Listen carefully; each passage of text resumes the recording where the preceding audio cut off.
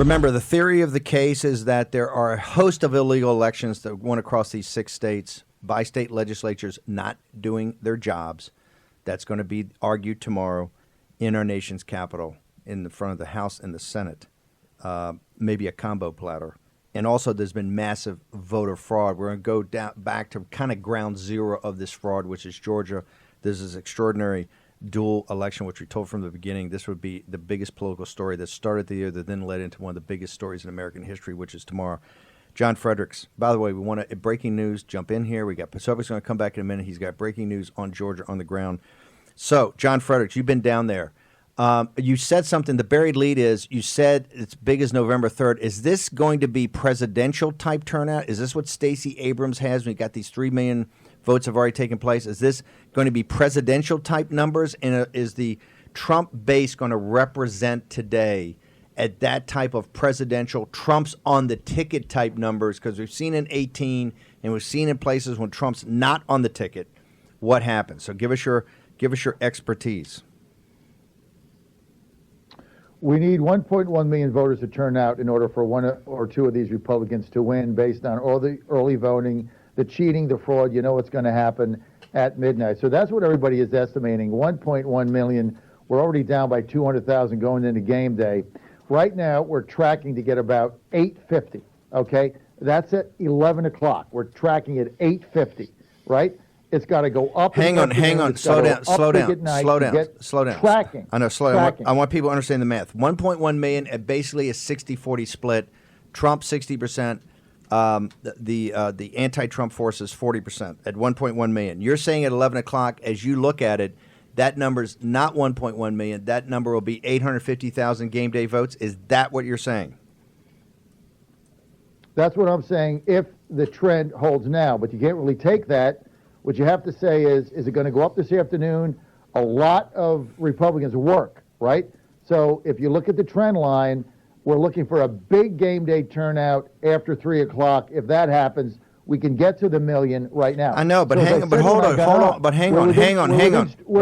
We're within striking distance. No, but hang on. But that's not, you're not with, tracking means tracking. Yeah. Tracking means I'm projecting out because I'm tracking towards 850. If you're tracking to 850 and they're calculating what normal after work voting is, that is a big delta. That's a big gap of 1.1 million. That ain't even close, brother. So is it tracking, projecting forward that it's going to be 850 at the end of the day, or is it 850 right now and you just got to get to 1.1 million? You got it. No, if the trend holds from 7 a.m. to 11 a.m., yep, we're going to be at 859. If the trend grows 12 o'clock or after, that's how you get there. By the way, so you just got a bunch of guys who are dumping big positions, let me tell you. Right? The only way you're going to split government is Trump's got to win tomorrow. Okay, John. This is going to be a tough night, Steve. This is what we've been saying the whole time. Now, if you want my thoughts on this, yes. I think Kelly Loeffler is going to pull this out. I think Loeffler wins, Purdue loses. It's going to be very close. And Loeffler's going to win on the strength of her coming to the rally last night and on the strength of her tweeting out at 6 o'clock that she's standing with President Trump on January 6th. Purdue finally did that. He did that at 9 o'clock today, 2 hours after polls were opened, when they're looking at the same numbers I am. See, we all look at the same numbers. He's saying, okay, if I don't do something, I'm at 850, I'm going to lose, hiding in my basement. I got to do something. So in a absolute profile of senatorial courage, David Perdue tweets out at 9:30 a.m., looking at poll numbers where he's losing, now I'm for Trump on January 6th if I was there. We begged and begged and begged and begged and begged and begged and begged. All their concern, Ward Baker, this entire crowd, you got Rove and these guys, we begged on one simple thing. If you commit, you're going to win. And commit means I need the governor to call a special session of the legislature. President Trump needs to have a special prosecutor appointed. And I will stand with the Constitution, the Republic on the 6th. Not this mealy-mouse stuff of the last section. If it's lost, it's on Mitch McConnell. And if it's won, it's Donald J. Trump. Donald J. Trump does not take the loss here. We begged and begged and begged. We don't like begging on the War Room. We don't like being supplicants. Okay? We begged. in our nice indoor voice. We didn't even do our nice indoor voice. Okay, John Fredericks, how do people keep up to date with you during the day? You're going to be back on Real America Voice and the John Fredericks Radio Network this evening, correct? Boy, 6 p.m. 6 p.m. live at the Grand Hyatt Hotel. All the dignitaries are going to be with us. We'll have a great panel. We're on live video, Real America's Voice. Download my app, the App Store, John Fredericks Show, or on Google Play, John Fredericks Show. We're live there. Just hit the button. You're good to go. And we're going to be part of that tonight. It's great. Real America's Voice is on it live all over the city, in Georgia, everywhere. John Fredericks Radio Network. John, thank you very much. Appreciate it. Now, if your blood pressure is not up, take a deep breath. Have another cup of coffee.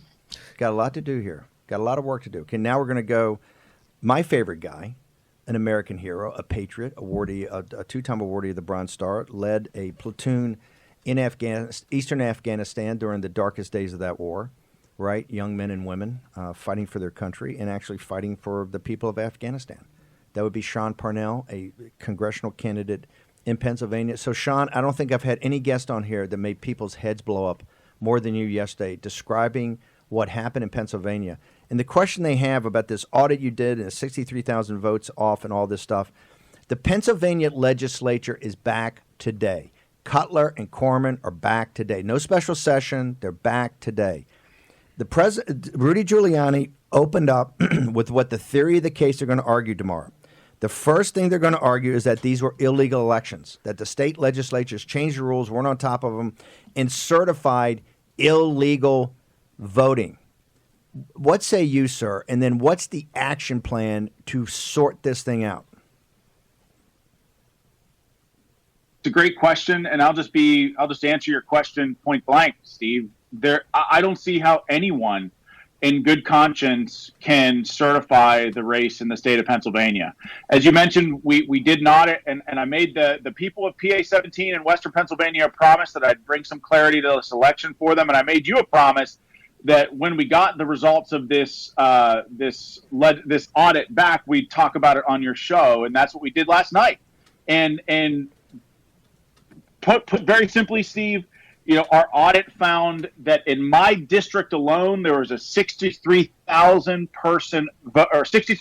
vote deficit, which that basically means more votes than actual voters. In Allegheny County as a whole in Western Pennsylvania, 120,000 vote deficit, and across the state of Pennsylvania, a 200,000 person vote deficit. Now, here's the deal. We've asked the Pennsylvania Secretary of State, Kathy Boockvar, for clarification.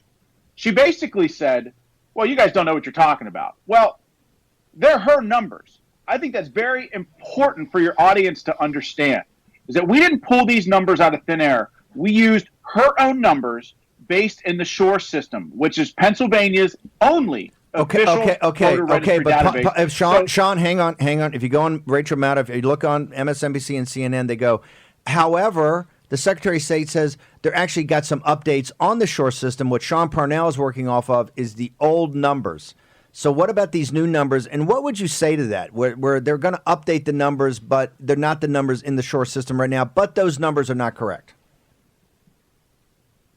Yeah, well, first of all, so what I say to that, so if you haven't fully updated the SHORE system and you certified an election with a 200,000 plus person voter deficit on November 24th, how can you possibly certify it with that many votes left to reconcile? You cannot certify an election in the state of Pennsylvania. It violates PA statute 3154 to certify a race before those numbers are reconciled. So how do you certify a race in November when we just swore in the 117th Congress, 48 hours ago, and there was still a six-figure deficit of more votes than voters? How do you certify a race in November with still a six-figure deficit?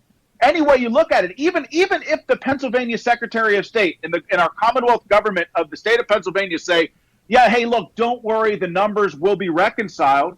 Well, what are we supposed to just take their word for it? A radical Democrat governor, a radical Democrat attorney general, a radical Democrat Secretary of State, a radical Democrat Pennsylvania Supreme Court, we're just supposed to take their word for it? So even if the numbers are reconciled, there's no excuse to wait 3 months to reconcile those numbers. So I don't really care what they say. Okay, Sean, we're limited time, but I got a question. You led a platoon. You've been awarded medals for bravery and dedication to your country. What Are you tomorrow? Biden electors are coming in as Pennsylvania's official electors, and I just want to add breaking news: the President of the United States, Mr. Raheem Kassam, just tweeted. Just tweeted. Please read this tweet. The Vice President has the power to reject fraudulently chosen electors. Please repeat that, Mr. Raheem Kassam. The Vice President has the power to reject fraudulently chosen electors. That is, by the way, did Twitter put a false thing up on there? Is that get a tag? Not yet. Not yet.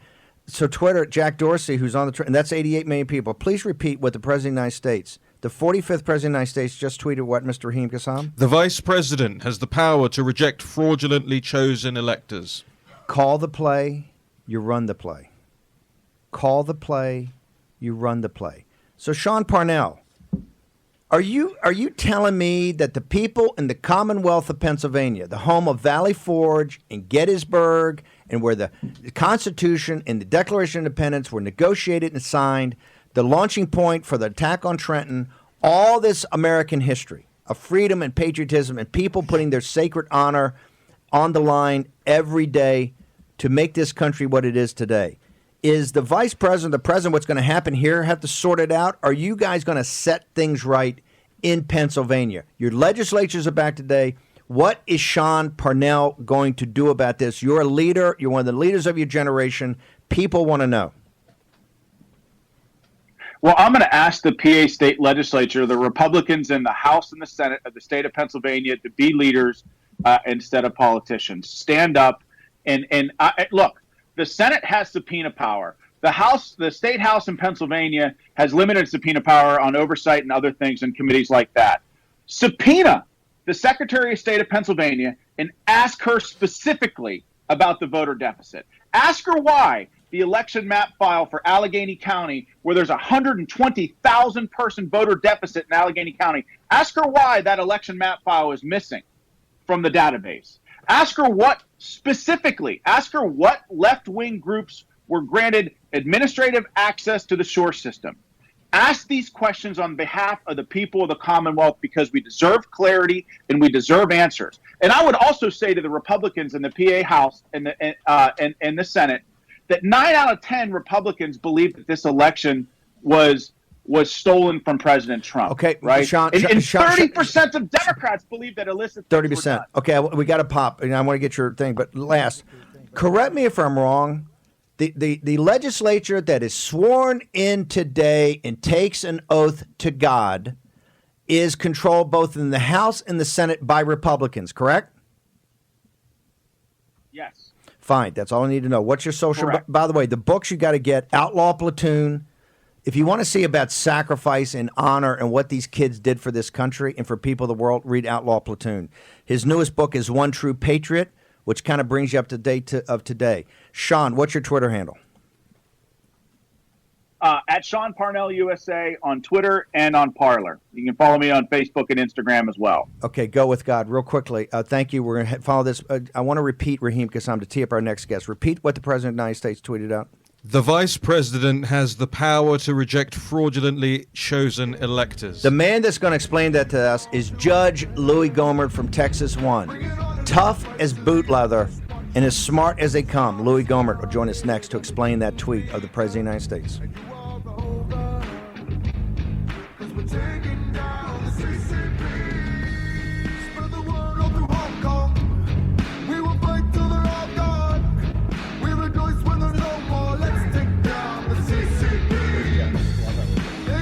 War Room Pandemic with Stephen K. Bannon.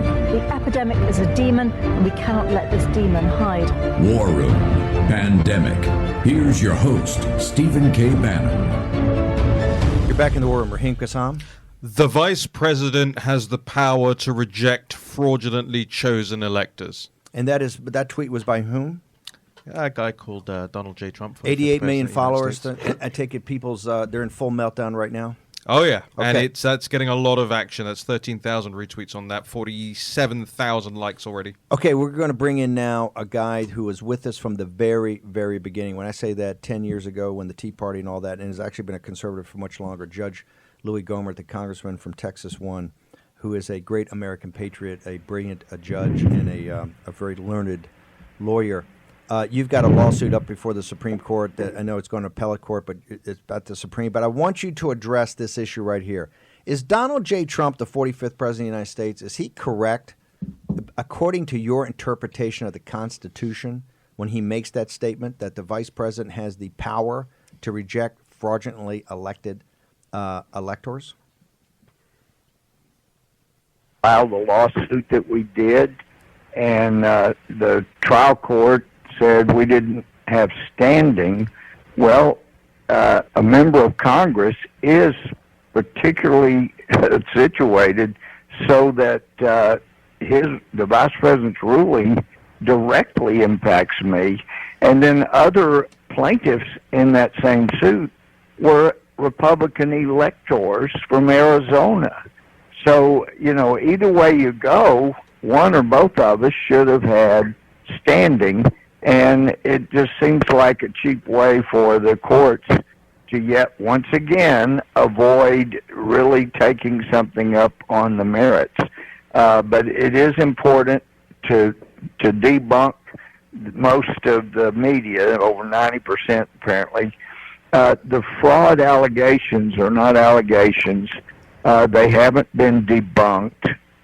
There was real, genuine fraud, and there is real, genuine evidence of all kinds of fraud.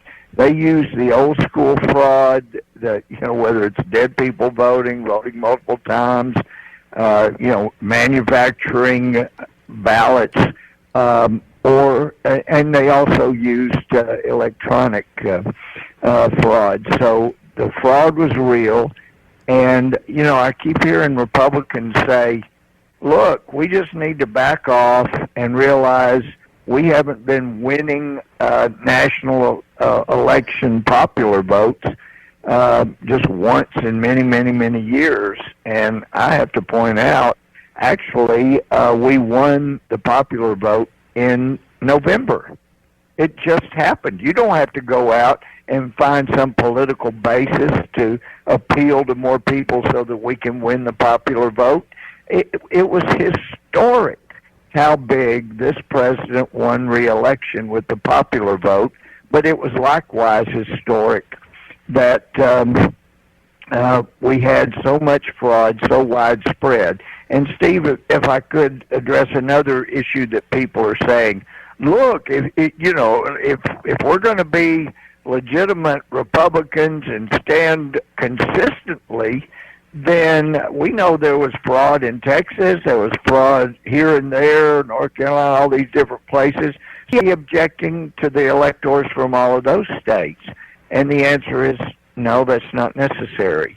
Because even though there was fraud in Texas and many other states, the fraud was not successful. It was a fraudulent attempt to steal the electors in these other states, but we don't have to object because the fraud failed to secure a majority and get the electors for Biden. So that's why, that's all.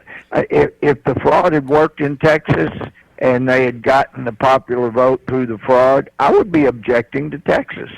But fortunately, it didn't work there. Judge, I want to go back. Rudy Giuliani, star of the show, said, look, the theory of the case tomorrow and what they're putting forward is, one, there were illegal electors that came out of illegal elections in places like Georgia from constitutional ability of state legislatures to set the rules and have the rules set in place beforehand. The second part is the massive voter ballot and election fraud. I want to go to the first part because this gets back to the president's tweet. Yeah.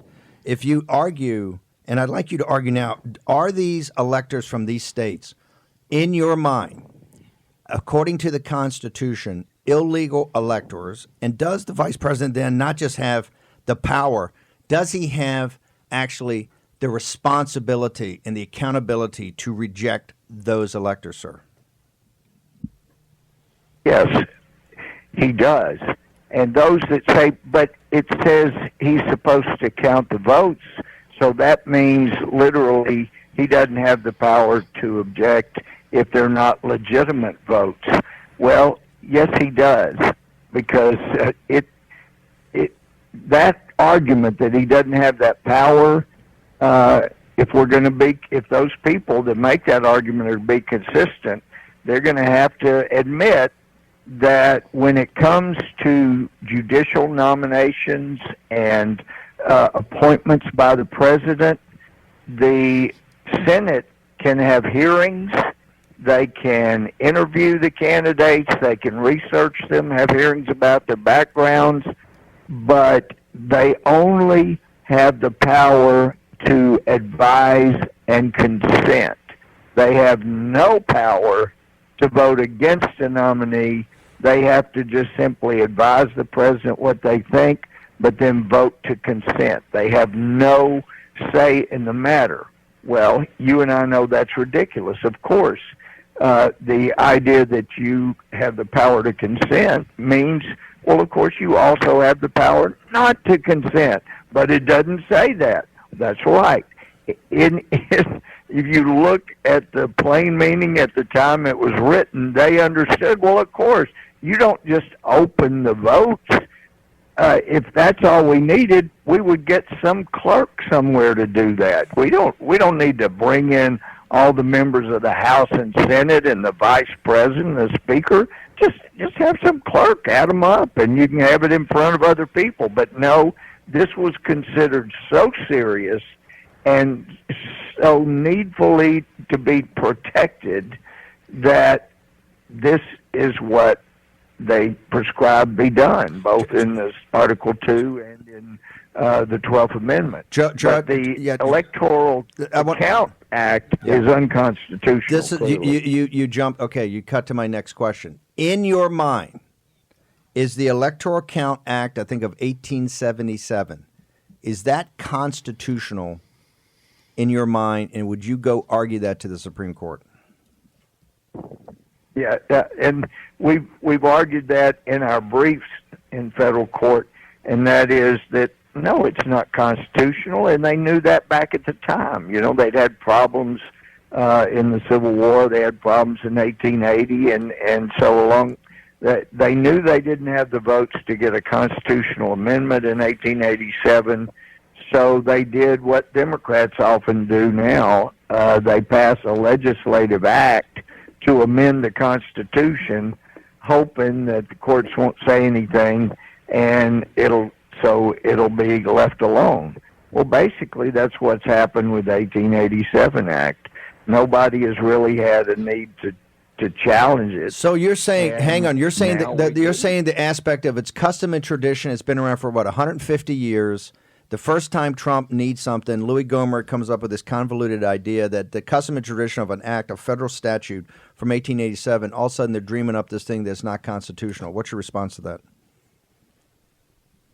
That if it was unconstitutional at the time it was passed, it's still unconstitutional. And just because people felt like slavery should be constitutional doesn't mean that over time, as Americans wake up, that we don't realize, hey, that is absolutely not constitutional. Last question. But the Dred Scott decision was a political decision. It wasn't a constitutional decision. And apparently that's what's happening in 87's Electoral Count Act. Last question. We've got about a minute left. Is the House, or you think the House, do they have enough information from Rudy Giuliani, the president's team? Are you prepared on the second part, the massive voter fraud? Do you think you have the receipts, and are you guys prepared tomorrow to go in and argue and break the back of the Democrats, all this spin? It's baseless. There's no evidence. Are you guys prepared to go in and make the case tomorrow? I can't speak for everybody, but I can speak for the numerous people with whom I've worked getting ready for tomorrow, and that group is prepared. Absolutely. Judge Gohmert, how do people follow you during the day? What's your social media? At Rep. Louis, L-O-U-A, Gohmert, G-O-H-M-E-R-T, or you can go to Gohmert.com. Thank you so much, Judge, Stephen. you're a real American patriot from Texas 1, Louis Gohmert, Judge Gohmert. Thank you. Thank you. A lot going on. What do you got, The gentlemen? vice president has the power to reject fraudulently chosen electors. The Electoral Control Act of 1887 is unconstitutional, so says Louis Gohmert. I think we're seeing how this is going to play out. Wait, can I just jump in real quick here? Did you know the vice president has the power to reject fraudulently chosen electors? You know, I do now. I do now. We're dancing on a knife edge here, Steve. Yeah. This is going to be a. By the way, angels on a pin. This is all to get sorted. This is about what this Constitution is about the Republic about. We want everybody in the board. Okay, this is why we told you it was all going to come down here, right? Back in September on Thingamajig, on the Showtime show. We're pulling everything to get over the target, right? Just pull all your forces so they converge on a point, the point of attack. Okay, the point of attack. That's where this is heading. There's a camera there, Jack. Doesn't help if you camera. lean through it. That's okay. We're going to be back in a second in the War Room. We got Rabbi Spero, Peter Navarro, Fog City Midge, Jack Posobiec, all of it next.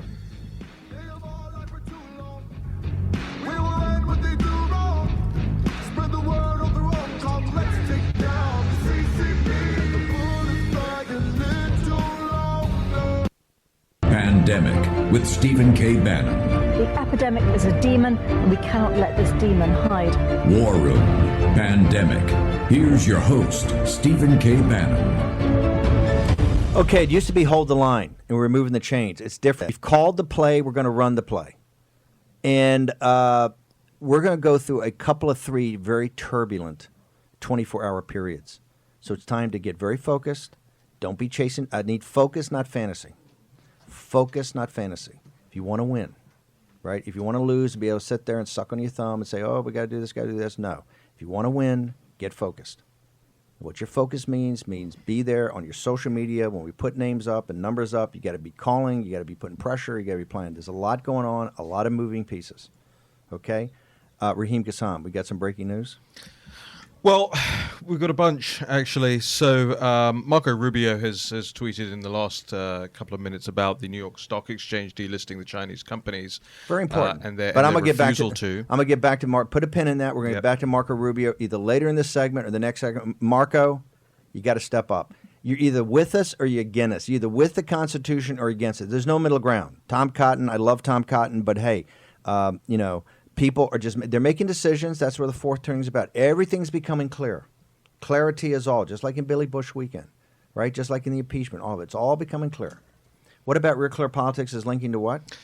Well, it's interesting. Real Clear Politics, not exactly a right-wing website, has just put up on its homepage, one of its top links, my analysis of the call between Raffensperger and President Trump. Because of the smartest analysis. And they've chosen the headline, "Call actually reveals a president deep into detail." It's a brilliant analysis, right? I'm glad I dictated to you. Jack Maxey, what is the live stream? What's the Donald.win? And what is hashtag War and Pandemic? Where are people's heads right now? Listen, people are fired up. I think the thing that most people are concerned about is whether or not Pence is going to stand up and do the right thing. A lot of people are saying, hey, he's a good Christian gentleman. He will follow his oath, and that's what we're hoping for. It's very simple. Are you Pontius Pilate? Or are you Solomon? Are you Pontius Pilate or are you Solomon? Maggie, there's so much going on today, so many groups in town, gathering of the tribes all over. Our own Fog City Midge, what do you got for us? There's a rally happening today at Freedom Plaza. This is a pre-game day rally for the big event tomorrow, and people are meeting. A lot of tough hombres down there. I saw some of them last night when we had meetings down there, close there, came out last night, and let's say they were still up and going. They were still reviewing their plans for the day at like 1 and 2 in the morning. So there's some good tough hombres, though. Well, yeah, I mean, so many people have already come into town for tomorrow's event. So today they're doing the rally down at Freedom Plaza. So 1 o'clock at Freedom Plaza, Yes. That's where the rally is. Who are the groups that are putting on? I know we got like 10 groups are throwing in here. Yeah, there's a bunch of them. Stop the Steal, Wild Protest, Turning Point Action, Rule of Law Defense Fund, Moms for America, Women for America First, Peaceably Gathered, Tea Party Patriots, Black Conservatives Fund, and I think there's going to be a couple more. There's going to be a ton of speakers. Great. I'm going to be down there, so people come say hi. We're Now, going to get some video. are they going to march up to Capitol Hill? Today is just at Freedom Plaza. Today is just at Freedom Plaza. Do we have any sense so far of what size crowd is down there already? I have absolutely no idea, but I know tomorrow they're expecting tens of thousands. Right. Okay. Hundreds fine. of thousands. Perfect. Tons. And you're going to be doing live reports at 5 o'clock. Okay. Perfect. Yep. What do you got for me here? I think they were eating their cereal this morning, and I think we can show. Let's which go. cereal. Let's go. Hold it. The Donald for the win. The breakfast of bad hombres is bourbon and nails, rusty nails. Now, what do we got here? Captain Bannon. God, I This love is it. they said. So they No, said that these are by the way heckles, but I love heckles. So they said that this is your breakfast, and this is Captain Bannon's receipts and rum, the breakfast cereal of Grundoons, and it's Kraken black spiced rum and receipts. Okay, we're gonna get. I love it. You guys keep going. The head. Look, everybody get focused here. We got a lot of work to do. We're gonna back Posobiec back in a second. Let's go to. Let's bring in Peter Navarro real quickly. We got Navarro. If we don't have Navarro, we don't have Navarro. Yeah, go ahead. I'm gonna bring in Rabbi Spero then. One more serious thing, real quick, Yep. is watch in Washington D.C. over the next 48 hours for the violence that will be aimed at Trump supporters, for the violence that will be aimed at peaceful protesters out there in Freedom Plaza, for the violence that's already being done to protesters coming into town by the mayor and her policing. Right? Let's be very clear about what's going on. This Chinese Communist Party tactics in Washington D.C. now. What do you mean by that? Listen. I don't know the Proud Boys. There's no endorsement. I don't know, right? But here's what I do know, is that their leader is arrested when coming into Washington, D.C. for desecrating a BLM flag 3 months ago. Look, I don't know those guys really, but I got to tell you, we put calls out last night trying to put bail up for the guy. It's just not acceptable. Guy comes into town to protest. I mean, come on. And by the way, the thing that happened at Josh Hawley's house, that's just not acceptable. I don't know why the Senate and Capitol Police are not around there. What are we doing, Mitch McConnell? You know, you've got very controversial things going. And hey, if people want to go there and protest, I have no problem with that. People going to Cutler's house, people going to Corman's house, but not in the middle of the night, and not when the guy's not home and he's got a young wife and a baby. You know, and where's the authorities? Where are the local authorities? And most importantly, where were the Capitol Hill police that should have been deployed by Mitch McConnell? You got to get ahead of this. And I have no problem with people doing peaceful protests. People are going to Cutler's house over the weekend. People went to Corman's house, going to houses. It's very uncomfortable, but people are worked up. But it was peaceful. People kept their distance. But we got to get on top of this thing. I want to go to Rabbi Spero. Rabbi Spero, thank you very much for joining us here on War and Pandemic. It's a day of breaking news in hot takes. But I wanted to have you come back because you're kind of a stabilizing force. And to put in perspective, we had Archbishop Vigano's interview with us yesterday, but today I wanted to come to you. What, for our audience that's all worked up, they're on the trigger, they're getting ready to email people, call people, what is at stake tomorrow in your perspective for the Americanized Judeo-Christian ethos? Everything's at stake. This is crucial. You have one candidate who is Joe Biden, who does not believe in the Judeo-Christian ethos. I'll tell you why in a second. And you have our President Trump, although he's not an everyday churchgoer, he's not a holy roller, but he does fervently and deeply believe in the Judeo-Christian ethos. As I mentioned when I was on your show last time, the crux of the Judeo-Christian ethos is the idea of local control. Trump believes in that. So do conservatives. Biden, on the other hand, and all of the Clintonista, all of the Obamaites that surround him, they don't believe in local control. They don't believe that the American people should decide their own destiny. They believe in centralized control coming out of an elitist few. The Judeo-Christian ethos also believes in the idea of personal responsibility. President Trump does. He believes in that, and small business. On the other hand, the Biden people, all of those elites, the ruling class, they believe that everything is society's fault and that they should social engineer all of the ills that they've decided that the individuals in the American society have caused. Another very important idea in the Judeo-Christian ethos is the idea of nationalism. And our religion, the biblical tradition, is a believer in nationalism. These folks that are now coming in, hopefully they won't, but if they do, they are globalists. They are transnationalists. The Bible, the Judeo-Christian ethos, is for the pride in nationalism when you have a good nation, like America, or like Israel, or like England was during its prime. The people that are coming in, if they do, these are globalists. These are people that want they're a ruling class that take their cue from their meetings in Davos. Just want to say something very interesting. There was a very early biblical times in Genesis, the story of the Tower of Babel, this idea of globalism under a ruling class, they all got together and they decided to have a one world government. And they erected these towers up towards heaven to defy God and say that you are not the ruler. You are not the one that has given us the rights. It is us. And they just said, let's have one language. In other words, one definition of everything, of racism and homophobia, all of these things. God finally intervened and said, no, this globalism is not good. And what happened was they were confused. And then he appointed Abraham, the people scattered around the world. And he appointed Abraham, they scattered around the world to make individual nations. And Abraham became the father of individual nations.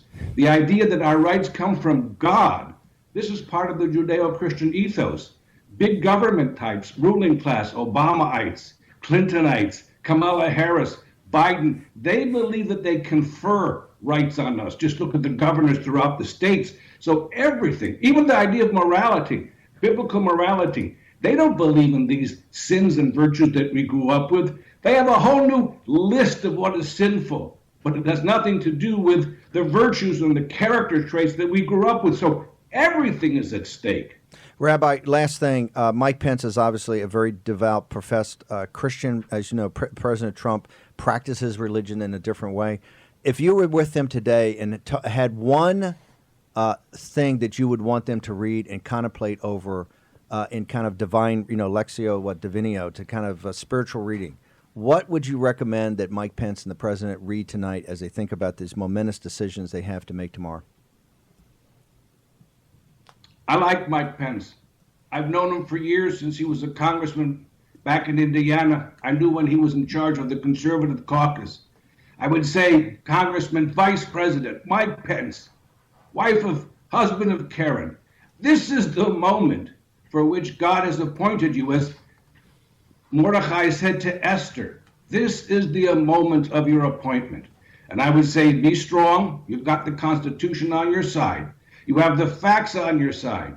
We cannot allow this nation to be decided by fraud. It's a fraud that we all know in front of our eyes happen, and say, Vice President Pence, do the right thing. Say that these fraudulent votes, all of this should go back to the legislatures, the state legislatures, like the founding fathers had envisioned. And let them certify in their own states. They know what's best. If these electoral votes are legitimate or they are the consequences of fraud. Mike Pence is a wonderful man, and perhaps this might be his historic moment and his divinely appointed moment. Rabbi Spero, how do people follow you throughout the day? I know one of people are going to want to know more about you, particularly in these very trying times. We've got about 30 seconds. How do people follow you? We have a website, Caucus for America, and we're dedicated. We've done this for 20, 25 years. We're dedicated to preserving the historic and unique American civilization. America represents a unique civilization. It's not something to be discarded. It's something to fight for. God put us here to fight for the good things. This is the good fight. So Caucus for America. I have a book called Pushback. You can get that through the website. And of course, listen, there are wonderful venues like the Stephen K. Bannon Show. Rabbi Spero, thank you. Very honored to have you on today. Thank you very much. My pleasure. You got to read Pushback, too. It's amazing. Okay, what are we hearing? I want breaking news. Maggie, one more time. We got about 30 seconds. About 1 o'clock today. Where should people go? What website should they go to? What Twitter feeds? What's your Twitter feed? How do people understand? It's going to be a little confusing today down there. That's why you always want kind of the Fog City Midge to be able to guide you through all of it. What do they do? The best information is on marchtosaveamerica.com. If they scroll down, they'll see all the information about today's rally on the 5th. And yeah, people can follow me at Fog City Midge. I'll be tweeting today and tomorrow from the White House as well. Okay, we're going to have more on the Ellipse on this historic event tomorrow. That's one you want to bring your kids to. If you're in the region, if you're in the Mid-Atlantic, anywhere, you ought to try to come today. A historic day today on the eve of one of the most important days in American political history. Okay, Raheem? So Rob of Real America's Voice just texted me there is a link as well for people. They can go to magarallymap.com. Okay, fine. Download a map for themselves. Okay, perfect. Okay, we take a short commercial break. We're going to be back in a moment.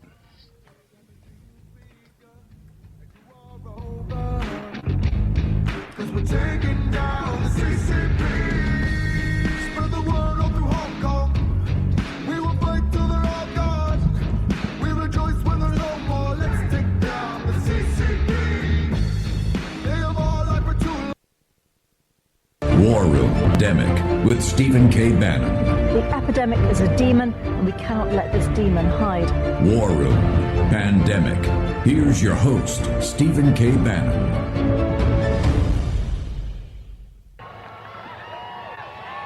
Hello, Georgia. It is so incredible to be back here with so many amazing, hardworking Georgia families who are fighting for our children's future. Each one of you. And it's so great to be back in Georgia with this warrior, my father, the people's president.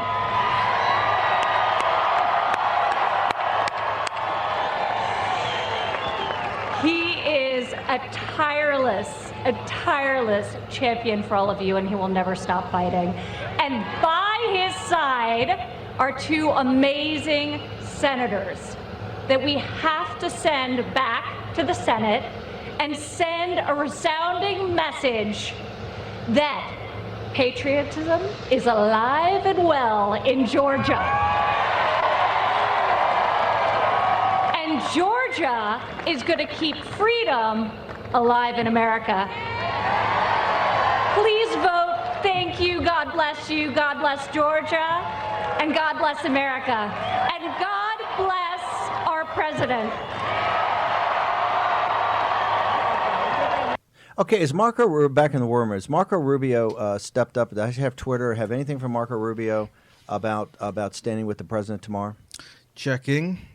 Just reloading the page from when we were up last. Yeah. The answer you were to supposed that to do this in the break, but that's okay. No. Taking up valuable time. Yeah, that's but okay. I got to hit refresh again. Okay, hold it. He's done the New York Stock Exchange. Is Kelly Loeffler's husband run the New York Stock Exchange? I got to look into this. They delisted the big Chinese telecom companies and then relisted them today. We're going to get into the bottom of that. I think he owns, but doesn't necessarily run it. Well, if you own it, then you make decisions. Then you can keep them off. There's still the responsibility. We're on checking and all that. Rubio hasn't said anything. Okay, have they said anything about the president? Okay, here's the deal. This Art of the Steal, we're going to talk about at 5 o'clock. We couldn't get Navarro on because this needs to be go through. We're putting it up. National Pulse is going to have. We're pushing it out. Volume 2, Art of the Steal. Now, how do I connect Ivanka Trump, Marco Rubio, and Peter Navarro? Peter Navarro, next to the President of the United States, is the most fire-breathing, populist, economic nationalist in the White House, full stop. Been with us from the beginning, okay? His new report's out. Peter Navarro is a great man. He's a good man, but he's also a great man. He stood up. The second most fire-breathing populist in the White House was Ivanka Trump. Ivanka Trump and I historically have had many differences, but she's a patriot. And Marco Rubio's got to understand something. This is a defining moment. If Marco Rubio, my belief is Marco Rubio does not come out and commit to the Constitution, commit to the Republic, and commit to, given his state had a free election and fair election, and we know how those things run, commit to stand with Ted Cruz and to stand particularly with Josh Hawley and to reject the illegal electors for tomorrow. I strongly believe and would strongly recommend that Ivanka Trump immediately, if she's not going to be in President Trump's second term, she's an assistant to the president, but I know she's got a family. If she's not going to remain as an assistant to the president, she should immediately file and run for the Senate in primary Marco Rubio in Florida. I think she'd be a tremendous candidate. And I hope she stays in the second term, in the second administration, working for families, working for working class people, her jobs program, the empowerment, all of that. But if she doesn't stay in the thing, Marco Rubio, there has to be prices paid. There have to be prices paid for this. Ivanka Trump would be an amazing candidate. You saw it last night. She lit up the crowd. She's electric. And she is, and look, on the right to life issues, on the populist issues. She's had a journey. She's much closer to the Navarros of the world than when she started. I think she'd be a fabulous candidate, and I think she'd win a primary, and I think she'd win a general election and be a magnificent senator. Any comments, observations on that, or? Well, I have a comment. When you talk about Marco Rubio and you compare him to Senator Cruz, obviously both these gentlemen talk about their Cuban heritage and how that impacts their worldview. Frankly, I don't ever want to hear Marco Rubio talk about the tragedy of the communist revolution in Cuba when he is not willing to stand up and stop the one that we are observing occur in our country today. He also last night posted a quote from John 4:1 saying, "Beloved, do not trust every spirit, but test the spirits to see whether they belong to God, because many false prophets have gone out into the world." Take your own advice, Marco Rubio, and Planet Earth, remember, tomorrow is the Feast of the Epiphany. What does Epiphany mean in a secular fashion? A manifestation of truth. And we are going to see that come before the world tomorrow. So everybody pray, fight like this is your last day on earth. Jack Posobiec, what are you hearing? Oh, hold on. First, I want to talk about D.C. We got to talk about Fog City. Mitch said, what did the mayor of D.C. say about the National Guard? Yeah, so yesterday there was a letter issued, and it talked about, said no DC National Guard personnel shall be armed during this mission, and at no time will DC National Guard personnel or assets be engaged in domestic surveillance, searches, or seizures of U.S. persons. What did Jack Posobiec, your sources are telling you what? She's saying that publicly, but she's having a different story behind closed doors. People at the White House are saying they're hearing noise that Mayor Bowser is pushing for liberal use of unlawful assembly arrests, specifically against pro-Trump crowds. This would be down in Liberty Plaza and around there? Now, National Guard is pushing back on that, but D.C. Police might be another story. How's National Guard pushing back on it? Miller says no way. Miller says no way. No way. Okay. Tonight at 5 o'clock, we have another 2-hour show, 5 to 7. John Fredericks is going to be doing the special down at the Real America's Voice. He's going to be doing the special down in Georgia. We're going to get all of that throughout the day. Posobiec, what's your Twitter handle? Jack Posobiec, Posobiec. If you want to be in the middle of it all, go to Posobiec's Twitter feed. Raheem, yours, so people get to it. At Raheem Kassam. I just wanted to make clear this is the same Muriel Bowser, by the way, whose office ran Confucius Institute's events and put their offices in amongst federal buildings. What's on National Pulse today? We're going to be going through Peter Navarro's second report. We've got a whole lot to discuss. By the way, The Economist website, it's trash. We've got a story up on the National Pulse about that right now. Art of the Steal, we couldn't fit in. Navarro had other scheduling thing. Tonight we're going to have Navarro on. He's going to come on National Pulse. Make sure we're going to get it up on the live stream. You got to read The Steal, Art of the Steal today. We can be back at 5 o'clock. Go to everybody's Twitter feed. It's action, action, action all day. One of the biggest days in American history tomorrow. Okay, we'll be here. Started at 5, pregame show at 5 o'clock tonight.